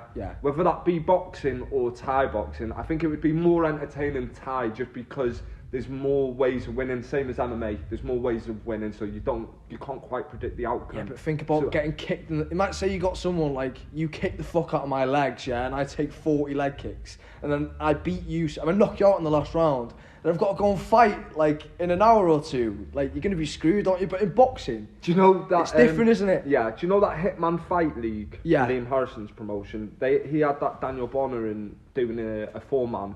And they were doing it in the MMA gloves, because it was Road to One Championship. Right, yeah. And both the semi-finals got that smashed up and injured. They couldn't fight in the final, neither of them could. So did the losers fight? No. That would have been an idea. But they have to reschedule the fight for another show now because that's the only risk you're running with it, isn't it? You're hyping up this thing and the main event's going to be and then it doesn't happen because so and so's injured. But there's one this weekend in Glory. Rico Verhoeven is fighting in an 8-man tournament, so they still have. No, but that's not in one night though, is it? It is. Yeah. Right. Okay. Right. It's like the old school K1 style, like 3 fights in one night. Yeah. That's what I'd love to do. It. You just have to have. You have to have professionals doing it. But you have to also of the conditioning. Yeah. But you also have to have a fucking like a prize as well. You can't just be like, oh, 8 lads, do you want to have a fight? Because people aren't gonna. No, there has to be a fucking prize. It has to be like between 2 and 10 grand prize money. You just have to have good sponsors involved to drum up the money. Otherwise, you'd have to build it up for fucking a good few months as well. Of course. But that's like my dream or my target is to do that. Would you not do like a 4-manner? Yeah, of course. Yeah. If I could get the right 4 people. You were gonna do it though, weren't you? Yeah. Or was it Ricky Nicholson that was gonna do it? Oh yeah. Jake Mount, Stephen and Eric and Dane and that. So like I had that idea, and I'm not gonna say I'm the only one because everyone has good ideas, and, course, you know, like in promoting, you know. It's not too out of the fucking woodwork either, is it? So like I had that idea, and then Ricky announced that he was doing it. And I thought to myself, well, I'll let you pay the prize money instead of me. I put my lad in. Watch. Yeah, I thought I'll put my lad in that I thought was going to win it, and I'll just let you front the dough. Yeah, I mean, his show never ended up happening. But it's definitely something that's on my list to do. Yeah. You know that. A tourney. Yeah, that excites me, and then. Fights that I'd like to see. I think Oshan and Jamie Edwards would have been a good fight. Yeah. There's no reason why that can't still be on the cards though. I don't know. I think I spoke to Oshan recently, and he's like acting like if he doesn't go down the Olympic route, he's not really that bothered anymore. He's a family man nowadays. Yeah. Seeing that as his priority, but that's fine. It's like if you want to. If he's got that in his head, then that's on him, isn't it? Yeah, it's like do what you want with your life. Yeah. Do what will make you happy, innit? Like. Fighting, if you're going to turn around and tell everyone you're the best or act like you're the best, then you have to back it up. But if you're saying you're a family man and you're going to be a family man, then it's like you do whatever makes you happy at the time, innit? Yeah, of course. No, you're not obliged to do anything based on whatever people think, are you? Exactly. Yeah. You know, take their opinions, stick them up their fucking arse. Who cares? Yeah. So, cousin Carl has asked the question. Who? Your cousin Carl. Oh yeah. What's he here spraying? So he's written me like a big long message, so I've just kind of like condensed it down to you've had loads of people like come in and out of the gym. Like, what do you think the main reason is for like people leaving? He said like if he was younger now and he could like turn back the clock, he'd be here every day, and you know I'm sure other people think like that as well. But he says, you know, people hit 18 and they lose interest and stuff like that. What do you think like the main factor in people leaving, and what do you think drives people to stay? Distraction is why they leave. Yeah. So it's like the kids do, like you made the comment, and a lot of people have made this comment to me recently out of how well the younger ones did at the show. Yeah. And if you looked at the fight card at the weekend, the average age was probably the late teens. Yeah. Do you know what I mean? Uh-huh. But they were mustard. They were all entertaining. They were all brilliant. They were all technically really good. They like gave a really good account of themselves. So you can't knock them on their age or anything like that. All the fights were brilliant and they did great. I think when people hit a certain age, the motivating factors and, you know, other distractions in life start coming into effect. So it's like you hit a certain age, you get a girlfriend, your girlfriend turns around to you and goes, oh, you're not going to go to training tonight, are you? And stuff like that. You know, or they might get the bum out and you're like, oh no, I'm not going tonight. It's like, you know, like family come into it, people make their own families, then you discover things when you get older, don't you? Making money is more of a priority than your hobby, you know, stuff like that. So people either realise that they can't make money out of the thing that they love, so they have to be a grown-up and make money down other avenues. People get into the wrong things and like alcohol and drugs and stuff, and that pulls them away from the sport, or their own success can be their own downfall sometimes. Like they can think, oh, I'm beating everybody and I'm not training very hard, and you know I don't have to do it, and then they start losing and they start losing more regular. You know, it's just different things like that. Like they're all factors of why people go down the wrong path or just sack it in the end. I don't think they love it any less. I think they just, these other like environmental factors are just too much. Yeah, get in the way. Yeah. So what do you think keeps people to stay then? Like diverting the distractions, or do you think there's like other things, you know, like having a good foundation, like family that are like pushing you in and saying like, well, no, do you know what I mean? Things like that. Better discipline, better prioritising their own time for themselves. I mean, like if you think, I love Thai boxing, I want to be a Thai boxer, I'm going to make sure this week I'm training at least 3 times. It's only 3 hours out of your week. Yeah. You know, like everyone's got that time to do that. It's just making sure that you make that your priority. So it's like me personally, I'll make sure that I do that. And then if I want to do anything else that week, I'll fit it around my training rather than fitting training around your life. Do you know what I mean? Yeah. So I think they're better at doing things like that. They're more disciplined. They can say no to the things they want right now and sacrifice it for the things that they're going to receive later. Whereas not everyone has that ability. To foresight to look and think like, okay, I might not be where I'm at now, or I might not be doing what I want to do now, but if I stick at it. Yeah, like if I don't go out and drink with all my mates tonight and I miss out on a good night out, but I'm going to win my fight in 6 weeks' time, or I'm going to be a champion in 6 weeks' time, and that'll last forever, you know. But even beyond that though, you know, it might be some kid who's fucking 14-year-old coming in on day one and thinking like, I want this and I want to be fighting on glory, and then 10 years later they are. Do you know what I mean? I think a lot of that as well is they're seeing that they're good at something, and they're having the like being good at it, and that being their motivator is that because they're earning it themselves. So it's like anytime I say, oh, you looked really good tonight in training, or you've gone in and you sparred everyone and you beat everybody up. You've done that yourself. Nobody else has done that for you. Yeah. And there's a reward in that. I think that helps, and that's probably the difference between the two groups. Especially for younger kids as well, like you said before, like a lot of them have never done anything like for themselves. Yeah, and it's probably just their sport that they're good at. Yeah. And that's just my perspective on it. Like people might turn around and go, no, I just do it because I think I'm going to get a bird. You don't know, do you? Yeah, you don't some know people what do. People's motivating factors are. Facebook profile picture or not. Like Gordon Watts. Couldn't tell you what he's doing it for. ADHD. You know what I mean? You just don't know. Everyone's different, aren't they? Yeah, like, yeah. Everyone's got a different motivating factor, and sometimes other things just are more appealing than what your motivation is. And that's just like Eugene always used to say, you can lead a horse to water, but you can't make it drink it. And it's just like, yeah, you know, if I could make the good ones all stay, then, you know, the gym would be full of world champions. But not everybody has the same level of desire, you know. Of course. It's just how it is. And like you say, things get in the way and blah, blah, blah. But yeah, you're right, mate. It's all about discipline, isn't it? Yeah. So I think we'll wrap it up there then, Michael. Sweet. I've enjoyed talking to you. I've enjoyed talking to you as well. Have you got anything else you want to say before we go? Anyone to thank? Anything to say? Jasmine, I know you probably want me to give you a mention like that.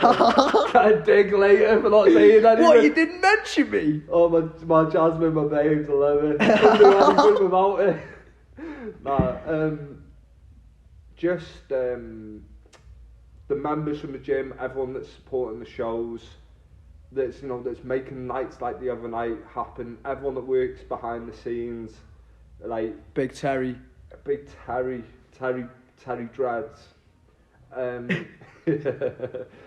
Dreads, he's such a sound guy, you know. He's like, great, I've got isn't he? all the time in the world for Terry. He comes here, he volunteers all his time and just like helps everybody, just doesn't moan about anything. He hasn't got a bad bone in his body, has he? Not that anybody knows about it. He's sound. He's just a good guy. It's nice to have him around here. Does Gary ever come here? Occasionally, very occasionally. He threatens to turn up all the time. Like, he said he was going to come to the show on Saturday, he didn't turn up. I was stuck on the front door for half a night. I was thinking, I'd love it if Gary turned up now. Like, I need the help. They just let me down, didn't he? Yeah, just people that, like, even the supporters, do you know what I mean? Like, that show cost me fortunes to put on Saturday, but because we had such a good turnout, it paid for it, and I had a little bit of profit at the end of the night, and it's just like, it makes my job more rewarding, because there is times in the lead up where I do flap it a bit, and I'm thinking, oh no, nobody's going to come on my skin, and all this, but it's like you said before, you're putting all this, it's like putting your money in a stock. It's a gamble, innit? And then thinking like, fuck, what if fucking I put money in McDonald's and it's blown up? Do you know what I mean? Whatever. Yeah. So like I do have that worry, you know, with promoting and stuff. But I just remind myself occasionally that I do it because I love it. Yeah. So it's like whether nobody turns up and I have an amazing show, or whether I break even and I have an amazing show and I don't make any money, I'm not bothered because I do love it. I love it. It brought the gym on, that show on the weekend. All the kids here, like. Yeah. They all had a fucking good experience. Most of them won. They're all good 50-50 fights. Yeah, they're all close to each other in like ability, age, weight, skill level and stuff like that. So they like if they can knuckle down and stick at it with each other, they could go so far. All of them, they're all really good. Like I'm really happy with like the up and coming fight team that we got at the moment. You're building a good little stable. Like I haven't got too many adults, but like the teenagers and like the couple of adults that we've got are really good. One thing I do want to say that you mentioned the other day, Martin Cormack is not the strength and conditioning coach at this gym. Is he not, though? No. He doesn't even do his own strength and conditioning, you know what I mean? You see him, he looked like Buddha in that ring on Saturday. I thought, I'm not having people buying into that one. I thought, not a chance. He does some shit here, doesn't he? Yeah, he does cover the odd class every now and again, and he'll do like a circuit class like when I'm away or if I need help, you know. When I was in the hospital, he would help out with classes here and there, but... Right. Don't be buying into the fact that he's like filled the room or something. I don't know, mate. I just see him here fucking... I just didn't want to be false advertising anything, that's all it was. Alright. He done well though. Did he fight that guy in D-side? Yeah. He came for it better, didn't he? Yeah, Matthew Parry asked for the rematch. Fair play. Yeah, he pushed it, he was like, I want it, I think I can beat him. He put it on me last time, and he had the jump on me, and this, that, and the other. And he just looked like he shit himself first time, yeah, really. Whereas, like, he did try a lot harder the second time, like you said. Yeah. Martin just surprised Martin's a me. bit heavier as well, like, Martin... Does he, yeah? Yeah, like... He surprises me when he fights, you know, because he just fucking comes forward. He loves to grab the back of the head, doesn't he? The dirty boxer. That's a foul. He's like the dirtiest fight I've ever seen. Sometimes I'm going to walk away from the corner because he's not listening to me, he's just trying to neck him. But yeah, do you know what, yeah, he's doing well. He's had 6 fights now and he's won 5 of them, so you can't knock him. Yeah, fair play to him, yeah. Yeah. But yeah, I know we're fucking going on now, but I was saying this when I done the first ever podcast with Oshan, that when I was coming here, it was like me, George, Oshan, Wes. It was all older lads, wasn't it? Do you know what I mean? Yeah. Blundell, all people. There was not many kids, but now all the kids that were like there then and a few more, they're all coming through now, aren't they? Yeah. And it's the consistency in them as well. Like Sophia was competing the other day. I think in June she's been here for 10 years. Yeah. So it's just like, it shows you, you know, like if you put time and effort into the thing that you're good at or you enjoy, it'll pay off in the end for you. Yeah, 100%. Right, we're going to cut it off there, guys. Thanks very much for listening. If you want to fucking keep up to date with Mike, what's your social media thing? Michael Egan on Facebook. Alright. And Mike Egan 5 on Instagram. There you go, the gang. So if you want to fucking keep up to date with Mike, you know where to go. Thanks very much for listening. Cheers, people.